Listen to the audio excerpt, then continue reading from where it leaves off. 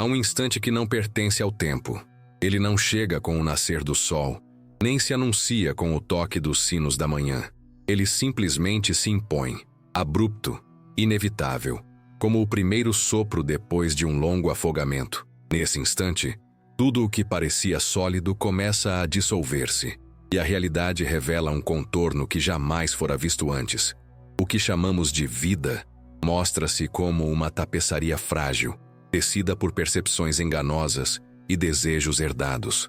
É o despertar, não o gesto trivial de abrir os olhos, mas a vertigem de perceber que os olhos nunca haviam realmente visto. Carl Jung dizia que o despertar não é uma conquista, mas uma ferida. E é exatamente isso que se sente quando a consciência se rompe por dentro. Uma ferida luminosa que não sangra, mas expande. De repente, o conhecido se torna estranho. O som da própria voz, o peso das mãos, o eco de um pensamento, tudo vibra com um sentido oculto, como se o mundo respirasse debaixo de um véu translúcido. E, no entanto, tentar falar sobre isso seria como tentar esculpir o vento. É nesse ponto que o paradoxo se manifesta. O impulso natural é compartilhar o que se viu, tocar os outros com a chama que ardeu por dentro. Mas logo se percebe que a linguagem é um cárcere. As palavras tão úteis no cotidiano tornam-se traiçoeiras diante do invisível. Não há forma de traduzir o indizível. O que se revela não cabe em conceitos. É como tentar derramar o oceano em uma taça. O recipiente se quebra e o mar continua inteiro, inatingido. Há quem chame esse silêncio de isolamento, mas não é solidão. É uma forma de comunhão que não necessita de testemunhas. O silêncio, quando nasce da consciência desperta, é o templo mais puro. Jung compreendia esse mistério. Ele sabia que o inconsciente não se explica, apenas se escuta. E quando o escutamos, ele fala em símbolos, em imagens, em pressentimentos. Tentar traduzir isso em explicações racionais é perder o perfume da flor tentando capturá-lo em palavras. Ainda assim, o coração humano é teimoso. Ele anseia por comunicar, por oferecer aos outros o que viu na clareira interior. E é nesse anseio que o conflito se acende. Como partilhar o invisível sem corrompê-lo? Como dizer o indizível sem torná-lo banal? É aí que muitos tropeçam. Ao tentar descrever o despertar, criam ídolos, doutrinas, discursos. E o sagrado se torna espetáculo. O que era puro se torna produto. A chama interior vira dogma. E o silêncio, que deveria proteger o mistério, é substituído por ruído. Mas o verdadeiro despertar não precisa de plateia. Ele é discreto, subterrâneo, como a semente que rompe a terra sem alarde. Não há glória nisso. Há apenas lucidez. E essa lucidez é quase insuportável no início, porque mostra o abismo entre o que somos e o que fingíamos ser. É uma nudez da alma, uma dissolução do ego que implora por sentido. E quando o ego não encontra chão, tenta se reconstruir com o que restou. Palavras, explicações, certezas. Só que nada disso sobrevive ao olhar do real. Jung via nesse colapso a mais alta forma de iniciação. Ele dizia que o inconsciente não destrói, ele transforma. Mas para transformar, precisa antes dissolver o que está endurecido. Assim, quando o despertar chega, ele desorganiza, desorienta, desarma. É como se o mundo inteiro desabasse para revelar algo que sempre esteve ali, pulsando atrás do ruído. O que se descobre não é novo. É o sempre presente, agora visto sem as distorções da mente. E então, surge o silêncio. Um silêncio que não é ausência de som, mas plenitude de presença. É o momento em que tudo parece respirar junto. O ar, a pedra, a carne, o pensamento. O universo inteiro pulsa em uníssono, e a fronteira entre o eu e o outro desaparece. Mas logo surge a pergunta: o que fazer com isso? Como continuar vivendo quando o véu já caiu? É aí que começa o verdadeiro desafio, o de permanecer desperto em meio ao sonho coletivo. É fácil acordar por um instante. Difícil é não adormecer de novo. A sociedade inteira conspira pelo sono. Opiniões, rotinas, distrações, obrigações. Tudo nos convida a esquecer o que vimos. Mas aquele que já vislumbrou o real não consegue mais fingir que não sabe. O retorno à inconsciência é impossível. A ferida não se fecha, e dela emana uma luz silenciosa que altera tudo ao redor. O despertar, portanto, não é o fim da jornada. É o início de uma travessia. E essa travessia exige coragem, pois implica caminhar entre mundos. O visível e o invisível, o pessoal e o arquetípico, o eu e o todo. Jung sabia disso quando dizia que o indivíduo verdadeiramente desperto é sempre de algum modo estrangeiro em sua própria terra. Ele habita o intervalo entre o humano e o divino, entre o que foi e o que ainda está por nascer. Mas o que se encontra nesse espaço? O que acontece quando a consciência desperta e percebe que nada é como parecia ser? É o que poucos ousam descobrir, pois para isso é preciso suportar o silêncio até que ele comece a falar. E é justamente aí, no instante em que o silêncio começa a revelar sua voz, que a segunda parte desta jornada se abre. Há algo quase trágico no impulso de ensinar o que só pode ser descoberto. Depois do primeiro vislumbre do real, o ser humano sente uma necessidade ardente de conduzir os outros até aquela mesma luz. É um gesto de amor, sim, mas também de ilusão. O desejo de transmitir a experiência é, em si, a resistência sutil do ego que ainda tenta provar que o despertar lhe pertence. Carl Jung compreendia essa armadilha. Ele via que, quanto mais o homem se aproxima do centro de si mesmo, mais tenta projetar sua descoberta no mundo, como se temesse perder a própria forma dentro do infinito. É nesse ponto que muitos tropeçam. Tentam ensinar o caminho que trilharam, acreditando que o método é a chave, quando na verdade o método foi apenas o molde da própria necessidade. O erro nasce da boa intenção. O coração desperto deseja compartilhar o mapa, mas ignora que o terreno muda a cada olhar. O que serviu para um pode desorientar o outro.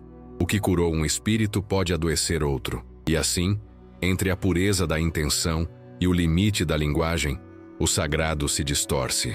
Há uma história que se repete sob 1000 disfarces. Um homem passa anos em busca de silêncio. Cansado do ruído do mundo, ele se retira para um pequeno quarto, onde passa os dias observando a própria respiração. Aos poucos, algo se dissolve. O tempo parece suspenso. A mente se abre e ele sente uma serenidade que jamais conhecera. Quando retorna à convivência humana, sua primeira reação é ensinar o segredo. Respirem, ele diz. Façam como eu fiz. Mas logo percebe o equívoco. Os que o ouvem tentam copiar o gesto, mas nada acontece. Alguns se frustram, outros o admiram, e ele se pergunta por que o que foi tão simples se tornou tão difícil de transmitir. É então que compreende. O silêncio que o libertou não estava na técnica, mas no instante em que deixou de esperar por resultado. Essa é a ironia profunda da alma. Quando tenta dominar o mistério, ele se esconde. Quando se entrega, ele se revela. Jung chamava esse movimento de paradoxo criador. O ponto em que o ego, ao soltar o controle, permite que o inconsciente revele o caminho que não pode ser planejado. É nesse abandono que o despertar floresce, não por esforço, mas por cessação do esforço. E, no entanto, como explicar isso a alguém que ainda busca, que ainda acredita que há um método, um mestre, um segredo a ser decifrado? Na vida cotidiana, esse paradoxo aparece em formas discretas. Uma mulher tenta forçar a própria alegria lendo livros de autoajuda, repetindo mantras diante do espelho, fingindo fé para convencer o coração. Um homem se prende a rotinas de meditação, como quem coleciona medalhas invisíveis, orgulhoso da própria disciplina, mas sem perceber que busca transformar o silêncio em conquista. Ambos seguem sinceros, mas exaustos, porque o despertar que perseguem está no próprio ato de parar de perseguir. O que os distancia da verdade é exatamente o desejo de alcançá-la. Certa vez, Jung escreveu que a alma humana se torna clara quando cessa de tentar ser clara. Essa afirmação, tão simples, carrega a essência de toda a prática espiritual autêntica. Não é o fazer que liberta, mas o perceber. O mundo moderno, contudo, venera o esforço. Tudo deve ter um método, um manual, uma prova. Queremos controlar até o invisível, medir o indizível, domesticar o espírito. E é nesse afã que o mistério se retira, silencioso, como um animal ferido que se esconde da luz. Há uma espécie de cegueira em quem tenta iluminar os outros com a própria chama. A intenção é nobre, mas o gesto é prematuro. Cada ser humano tem sua noite própria, e é dentro dela que o fogo se acende. Nenhuma luz emprestada pode substituir o brilho que nasce da sombra pessoal. É por isso que o verdadeiro sábio raramente ensina com palavras. Ele vive o que descobriu, e sua presença, mais do que seu discurso, transforma os que o cercam. O olhar sereno, o gesto compassivo, o modo silencioso de estar, tudo isso ensina sem ensinar. Jung acreditava que a verdadeira pedagogia da alma é simbólica. O mestre é o espelho, não o condutor. Ele aponta, mas não conduz, mostra, mas não explica. E se o discípulo tenta imitar o gesto sem compreender o símbolo, perde-se em repetições vazias. Por isso, toda tentativa de reproduzir o despertar de outro termina em frustração. O que desperta em um é o que precisa despertar nele, e nada além disso. No entanto, há algo de profundamente humano nessa repetição.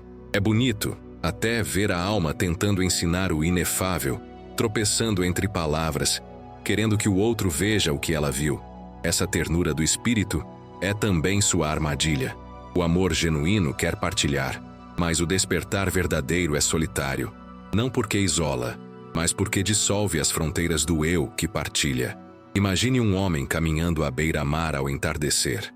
O céu está aceso de cores que não têm nome, e ele sente que, de alguma forma, o próprio mar o observa. De repente, percebe que não é ele quem contempla o horizonte, mas o horizonte que o contempla através de seus olhos. É um instante sem explicação. Se ele tenta contá-lo, as palavras quebram o encanto. Se tenta repeti-lo, o mar permanece mudo. Então ele apenas sorri e continua andando, sabendo que o mistério não se revela a quem o exige, mas a quem o acolhe. Assim é o despertar, um acontecimento que não se ensina, apenas se vive. E talvez por isso Jung dissesse que o verdadeiro mestre é aquele que, em silêncio, devolve o discípulo a si mesmo. Mas há algo ainda mais sutil, algo que se manifesta quando começamos a ver os outros com novos olhos. Um clarão que atravessa as máscaras e expõe as verdades ocultas nas pessoas ao nosso redor. É nesse ponto que o despertar se torna perigoso, porque ver demais pode ser tão confuso quanto não ver nada. E é exatamente nesse limiar, quando a visão se amplia e o coração hesita entre compreender e julgar, que a terceira parte desta jornada começa. Quando a consciência se amplia, a visão se torna cortante. De repente, as máscaras alheias não enganam mais. Os gestos falsamente cordiais, as frases calculadas, as pequenas manipulações diárias, tudo se torna transparente como vidro fino. Você percebe quando alguém fala por medo, quando busca aprovação, quando molda sua presença para caber no olhar dos outros. A clareza é tão intensa que chega a ferir, e é nesse momento que surge a tentação mais sutil de todas. A vontade de revelar aos outros o que você agora vê. Mas o despertar não concede autoridade. Ele apenas amplia a compaixão. O erro está em confundir visão com poder. Ver não significa corrigir. Significa compreender o sofrimento que se esconde por trás do engano. Carl Jung alertava que nada é mais perigoso do que a verdade dita a quem ainda não pode suportá-la. E de fato, o desejo de mostrar ao outro quem ele é pode ser tão violento quanto o ato de arrancar o casulo de uma borboleta prestes a nascer. Há processos que só florescem sob o peso do próprio silêncio. Você já sentiu a vontade quase física de alertar alguém que caminha para o erro? Já segurou uma palavra que queimava na língua, sabendo que seria inútil dizê-la? É esse o teste do olhar desperto. Suportar o peso da percepção sem transformá-la em imposição. A verdadeira sabedoria é paciente, e sua força está em permitir que o tempo cumpra o papel que a pressa destrói.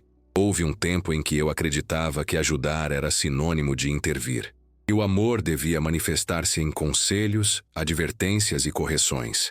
Mas quanto mais eu via, menos conseguia falar, porque percebi que a consciência não se desperta sob pressão.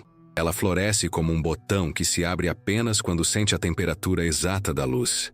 Forçar esse florescimento é condenar a flor à morte. O mesmo acontece com a alma. Toda revelação precoce é uma ferida. Então surge a pergunta que muda tudo.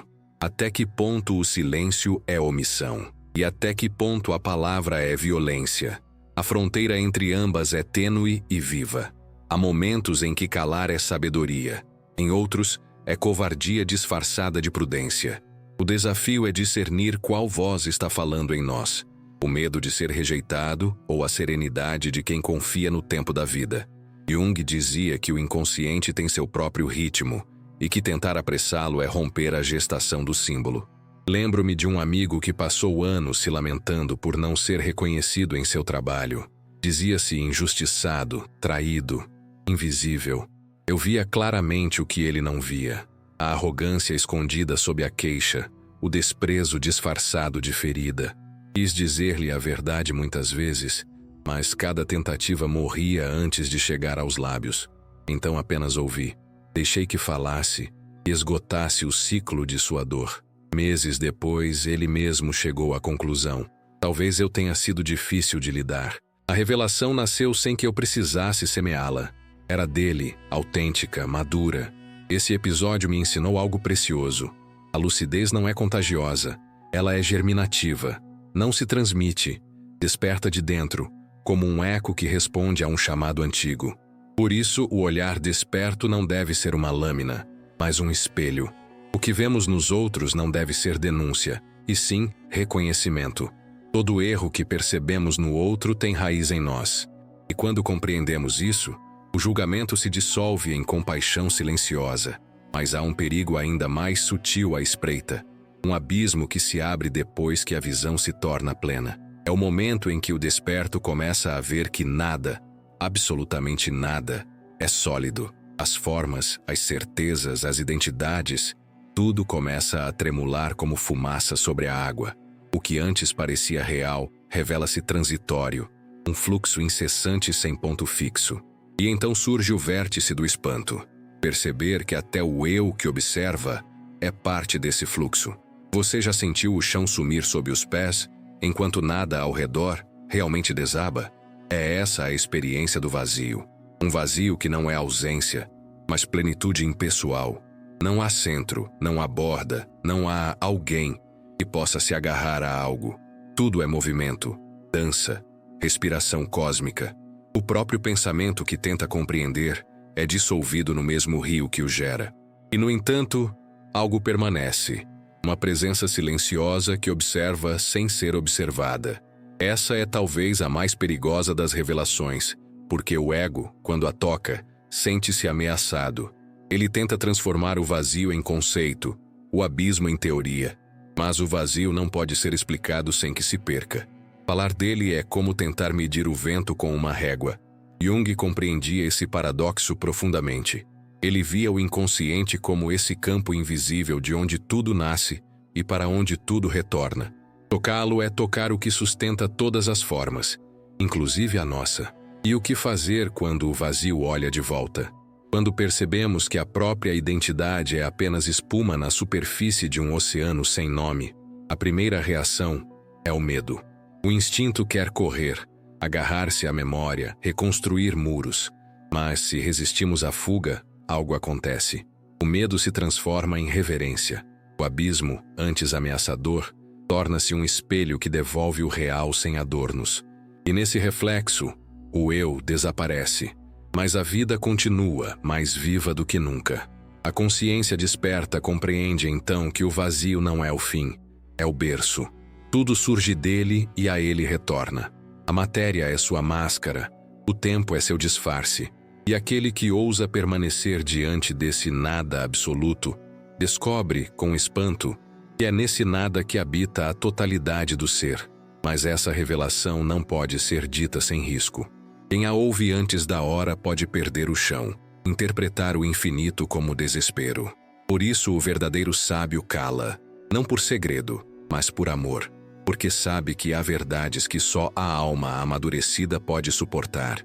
E é quando esse silêncio se instala, denso, luminoso e irreversível, que o caminho se bifurca, seguir adiante, aceitando o vazio como origem, ou voltar atrás, tentando reconstruir a ilusão do eu. É nesse ponto de escolha que a quarta parte desta jornada se inicia. Quando a consciência percebe que o eu não é uma entidade fixa, mas um fluxo contínuo de acontecimentos, algo muda de forma irreversível. O medo começa a dissolver-se, e com ele, tudo o que era sólido se torna líquido, dançante, instável. A vida, antes percebida como um conjunto de eventos organizados por um sujeito central, revela-se como um rio sem margens, um movimento que se move por si mesmo. Carl Jung dizia que o inconsciente é justamente esse rio, uma corrente viva que nos atravessa e que, no fundo, não nos pertence. Quando o ego tenta contê-lo, cria a ilusão de estabilidade, mas o rio não pode ser represado sem gerar tensão. Quando ele rompe a barragem, chamamos isso de crise espiritual, mas é apenas a alma voltando a correr em seu leito natural. Certa vez, um homem me contou um sonho que o perseguiu por anos. Ele sonhava que caminhava em uma rua deserta e, de repente, via sua própria sombra mover-se antes do corpo. A sombra andava na frente, independente, como se tivesse vontade própria. No início, ele pensou que era um pesadelo, mas com o tempo percebeu que a sombra não o ameaçava, ela o guiava. Jung chamaria essa imagem de uma irrupção do self, o centro oculto que observa o ego. O homem despertou no meio da noite suando, mas com uma serenidade nova, como se tivesse entendido algo impossível de traduzir. Dias depois, largou o emprego, vendeu a casa e mudou-se para o campo. Disse apenas que a sombra chegou primeiro. Quantas vezes você já sentiu que uma parte de você caminhava à frente, decidindo antes da mente? Que algo em silêncio já sabia o que fazer, enquanto você ainda hesitava? O despertar é esse reconhecimento. Perceber que a vida age através de nós, e não por causa de nós. O eu é o eco, não a fonte. No entanto, para quem ainda vive identificado com o personagem, essa percepção é aterrorizante. A ideia de que não existe um centro fixo, de que o eu é apenas um hábito da mente, soa como uma anulação. E sem preparo, esse tipo de verdade pode destruir em vez de libertar. Lembro-me de um jantar em que cometi esse erro. Um colega falava com entusiasmo sobre seus planos, suas metas, a versão melhor de si mesmo que aspirava a se tornar. Eu, tomado por uma sinceridade imprudente, disse: "Mas esse você que quer mudar não existe. É apenas uma forma que o universo está assumindo agora." Ele me olhou, primeiro confuso, depois irritado. "Está dizendo que eu não sou real?" perguntou. Tentei explicar que ele era real, mas não no sentido que imaginava. E ele era o próprio cosmos se experienciando através de um ponto de vista temporário. Mas as palavras saíram como enigmas. Ele se levantou da mesa com a mesma expressão de quem acabara de ouvir uma blasfêmia. Por que reagimos com tanto medo quando nossa identidade é questionada? Talvez porque passamos a vida inteira construindo muros para proteger uma casa que nunca existiu. E de repente, alguém nos diz que não há paredes, nem teto, nem chão.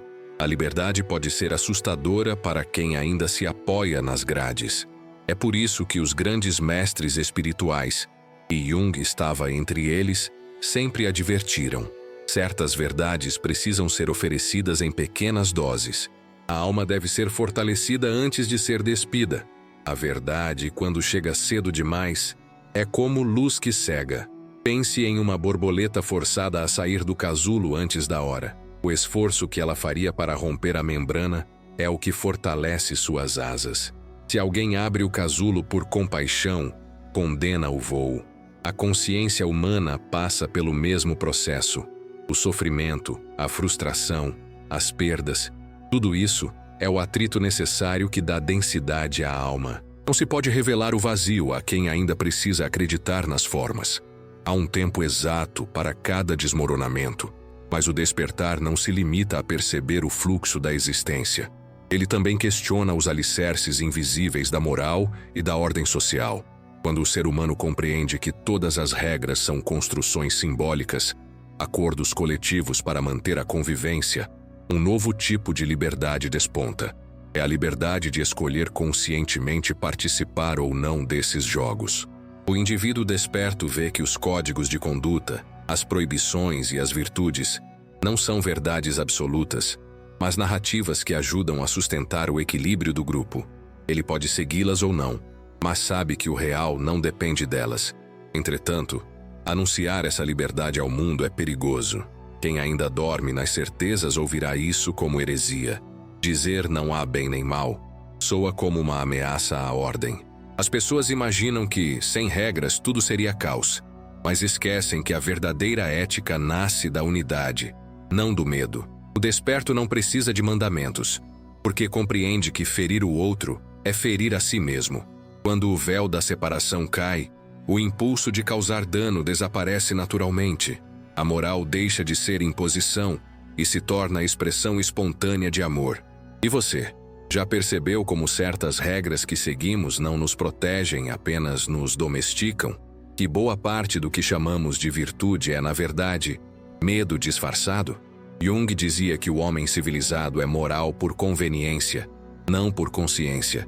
Só quando o inconsciente se integra, quando o ser reconhece sua sombra e a inclui em si, é que surge a moral verdadeira, aquela que não depende de aprovação, mas de lucidez.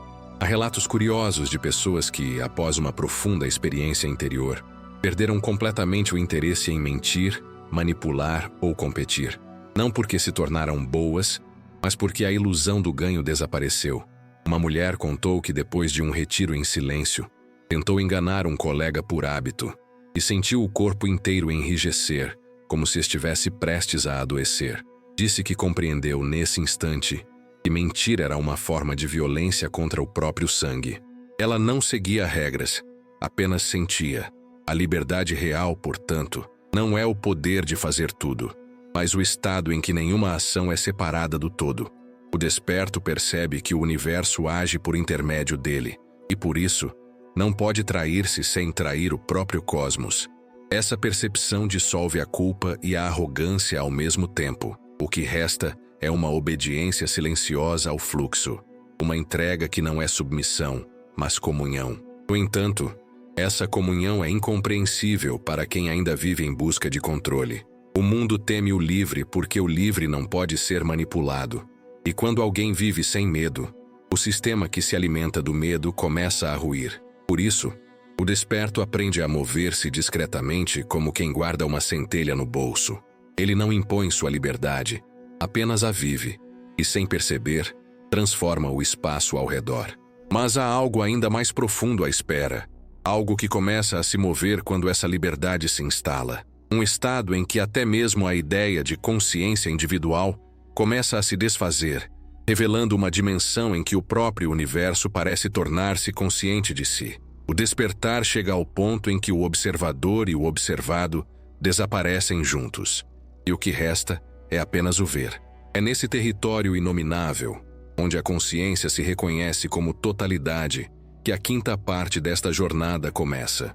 Quando o ser desperto percebe que ferir o outro é ferir a si mesmo, a ideia de bondade deixa de ser virtude e passa a ser reflexo natural da lucidez.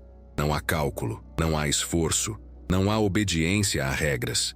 Há apenas coerência com o todo. A compaixão torna-se tão inevitável quanto o batimento do coração. Carl Jung dizia que o indivíduo realmente transformado age de acordo com a alma, não com o costume.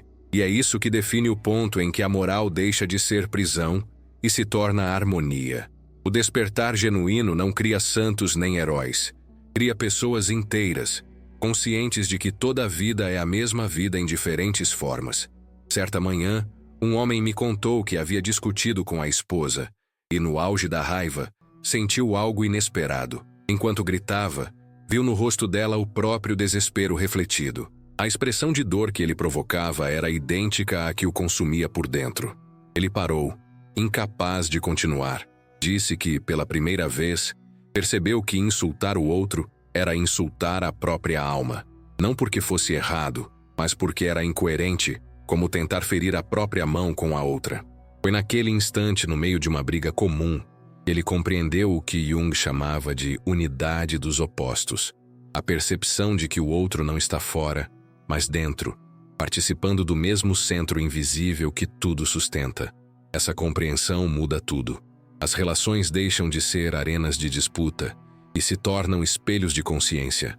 A raiva perde sua função, a vingança perde o sentido, e o perdão se dissolve porque já não há o que perdoar.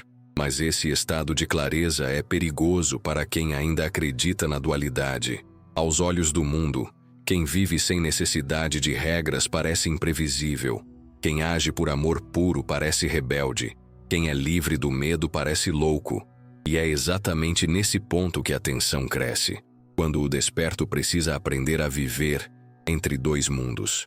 O do fluxo e o das formas. O do espírito e o da convenção. Ele segue pagando contas, cumprindo horários, respeitando limites.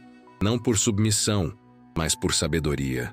Sabe que cada sistema tem suas engrenagens e que rompê-las antes da hora é como destruir a ponte antes de atravessá-la. O ser desperto participa do jogo social sabendo que é um jogo. Finge-se de personagem, sem jamais esquecer que é também o palco. E, paradoxalmente, é nesse fingimento consciente que a liberdade se torna plena. Ele ri quando é necessário, silencia quando convém e age com precisão, sem se identificar com o papel que representa. Mas há momentos em que o equilíbrio se rompe. O mundo parece não tolerar a serenidade dos que enxergam demais. A clareza provoca desconfiança. Certa vez uma mulher contou que após um retiro espiritual profundo, começou a agir com espontaneidade total. Falava o que sentia, chorava quando precisava, sorria sem razão. Seus colegas de trabalho começaram a evitá-la, achando que estava perdendo o juízo. O chefe sugeriu que ela procurasse ajuda psicológica.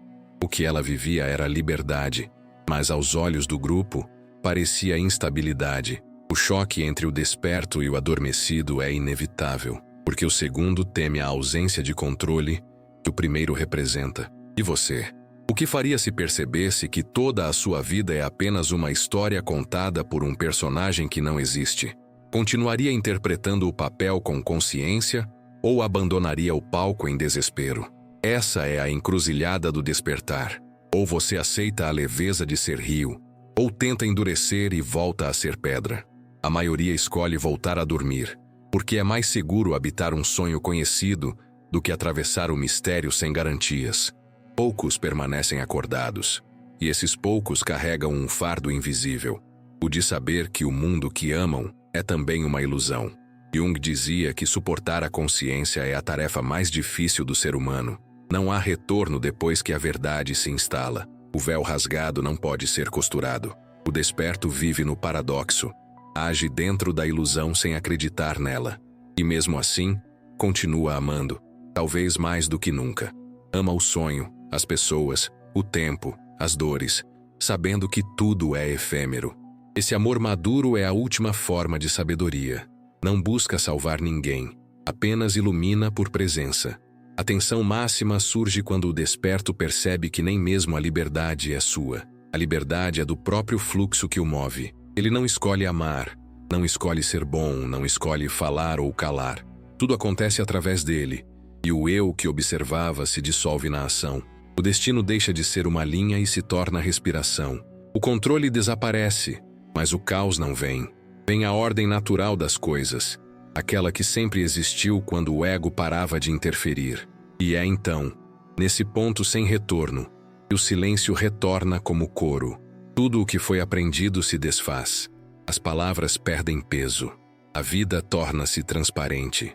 O despertar atinge sua curva final, onde a alma já não busca compreender, apenas ser. O que começou como busca termina como aceitação, mas ainda falta algo. Há um instante além da dissolução, algo que nem mesmo o silêncio explica. Um ponto em que a consciência deixa de ser minha e se torna consciência pura, sem dono, sem fronteira.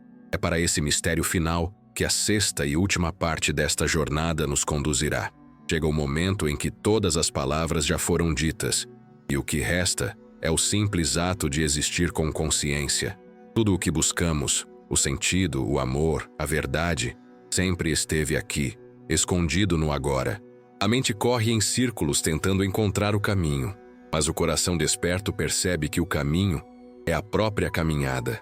Carl Jung dizia que o processo de individuação não é uma fuga do mundo, mas uma integração. O espírito que desperta não se retira da vida. Ele mergulha nela com presença total. E é essa presença, silenciosa e luminosa, que transforma o cotidiano em revelação. Não é preciso abandonar nada, nem tornar-se alguém diferente. Basta um gesto. Observar com sinceridade. Observar o medo, a pressa, a raiva, a carência, não para julgá-los, mas para compreendê-los. Quando a luz da atenção toca o que é inconsciente, a sombra começa a se dissolver.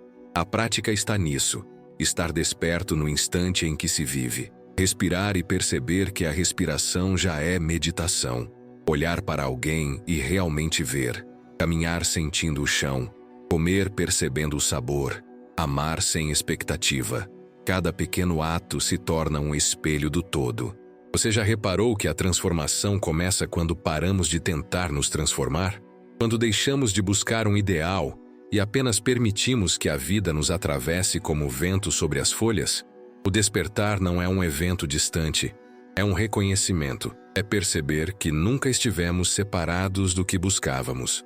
A consciência é o lar que sempre nos abrigou, mesmo quando nos sentíamos perdidos. O que muda é o olhar. A presença desperta manifesta-se nas ações mais simples, na paciência com quem erra, na escuta verdadeira, na gentileza que não precisa ser reconhecida. O mundo não precisa de mais discursos, precisa de seres humanos inteiros. A palavra ensina, mas o exemplo transforma. Quando você vive em coerência com o que sabe, o mundo à sua volta se reorganiza. O caos externo se acalma, não porque a realidade muda, mas porque você passa a enxergar com clareza. E se neste momento, algo dentro de você reconhece o que leu, saiba que o despertar já começou. Não é um destino distante. É uma semente silenciosa germinando dentro do seu próprio ser. Cuide dela com atenção. Alimente-a com silêncio, com honestidade, com compaixão. A cada gesto consciente, o véu da separação se torna mais fino, até que um dia, sem esforço, você percebe que o que chamava de eu é apenas a forma que o infinito escolheu para se experimentar por um breve instante. Jung compreendia que o verdadeiro milagre não é ascender, mas encarnar. É trazer a luz para dentro da carne, até que o sagrado e o humano deixem de ser opostos. Quando isso acontece, o mundo inteiro parece respirar junto com você. O despertar, então, não é fuga da realidade. É o retorno mais profundo a ela. É viver sem se defender da vida. Agora, o chamado é simples e direto. Pratique o que sentiu. Observe. Respire. Silencie por alguns minutos antes de dormir. Escute a si mesmo com a mesma atenção que dá aos outros.